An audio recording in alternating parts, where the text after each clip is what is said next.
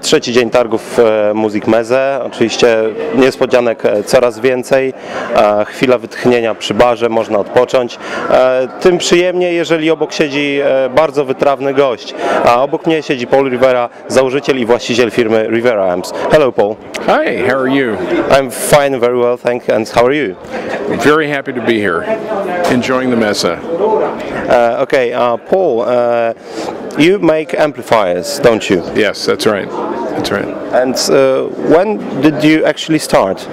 Well, I started when I was about 12 years old as a hobby, because I played guitar and I wanted to modify my little Fender Champ.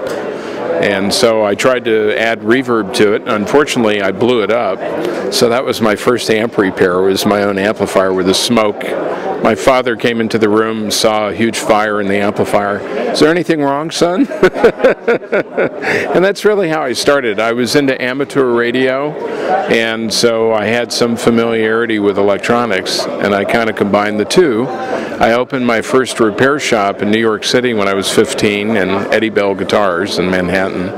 And then, you know, I went on to create a recording studio for ESP Disc up in the Catskill Mountains in New York State, and eventually moved out to California, opened a shop when I was 19 in San Diego, custom-made amplifiers, and moved up to Hollywood in 1976 and started working as a consultant for Yamaha.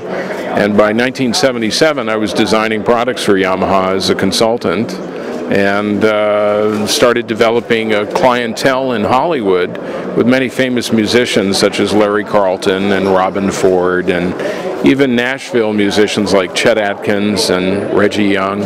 So I developed quite a business going, and we started manufacturing effects pedals in 1979 under Rivera brand. And in 1981, after designing Yamaha products, working for Messe as a consultant, even a company called Pignose, designing a Pignose amp, Fender invited me to come and join them. So I worked for Fender for about 4 years designing their products, 1981 to the end of 1984. And then in 1985, we started production of our own Rivera brand amplifiers. That's when I was born. Oh, okay. Well, that was in celebration of your birth. Okay, so 25 years of experience of building your own amplifiers, but apart from this, you have quite an impressive experience in many different companies, many different brands, working with many different musicians like Chet Atkins, you mentioned a second ago. If you had to choose, if you wouldn't make amplifiers, what would you do? Well, it's interesting you say that, because it's been my passion since I was a young kid, and I always dreamed of doing it. And when I was 14 years old, my room had pictures that I had drawn of all these different models that I could imagine in my mind to build, and one of my big dreams was to work for Fender. So when I think about my life, I was really consumed and focused on working with musicians, because I like playing guitar myself, and I can't even imagine a profession outside of that. However, I have a lot of interests as a hobbyist. For example, I write as a journalist for car magazines, so I get to test drive a lot of cars. I'm testing an Audi model right now here in Germany that they loaned me. I'm into photography. I'm into medicine. I study you know, different forms of homeopathic healing and medicine. So maybe I would have been a doctor. I don't know. A doctor, you are a kind of a doctor, yes, aren't you? You not only do you heal the amplifiers, but you create them, you make them live, right? Yes, that's true. Yes, that's right. And certainly I had a business of repairing amplifiers and modifying amplifiers for years and years for musicians. I enjoy translating what a musician wants into the physical form. So I kind of tune into what they hear in their mind's ear. They communicate to me, and I can translate that into an amplifier that does that sound. So it's kind of interesting. Many people, when they think about, for example, their passion, like electronics, in your situation. For example, if someone's into electronics, he graduates from a university like, I don't know, MIT perhaps, and he keeps working and working and working in the electronics. He actually did it the other way.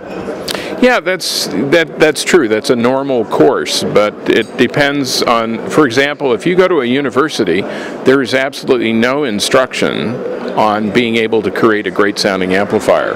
They will merely give you the basis of theory. In fact, these days, a lot of the theory is mainly in the digital world. So if you were graduating in a university today, you would be more concerned about A to D converters than you would about discrete solid state or tube preamplifiers. I mean, they don't even teach vacuum tubes anymore. So it's very difficult to actually get into this business unless you work for somebody that could be your mentor and teacher, because they're not going to teach you at the university. Actually, if you study in, for example, MIT, they don't consider teaching something like vintage, do they? No, absolutely not.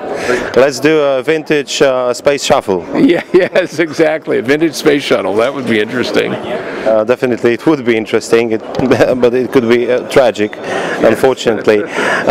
Nowadays, after 25 years of building your own amplifiers, you wake up in the morning. What do you like the best about your work?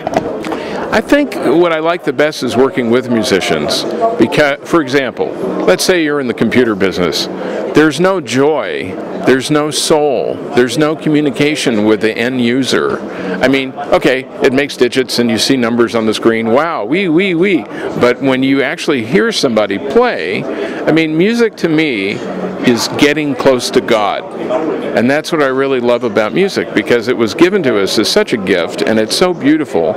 And if you can help a musician make beautiful music, there's a whole other connection, a spiritual connection between it. And you're not going to get that out of a computer. Definitely. There are some projects to create a software that composes its own music. There are projects to build, for example, software, to create software that composes its own music, but I don't think without the human elements, it's like nothing, right? Yeah, you're talking about machine music. I mean, for example, drum machines versus a real drummer. Well, drum machines they have their place, but when you listen to a real drummer, you can feel that slight bit of human element in his drumming that gives you a great impression and a great feeling. It's very hard to synthesize that, and I hope it never goes to automatic song production. It will be very boring.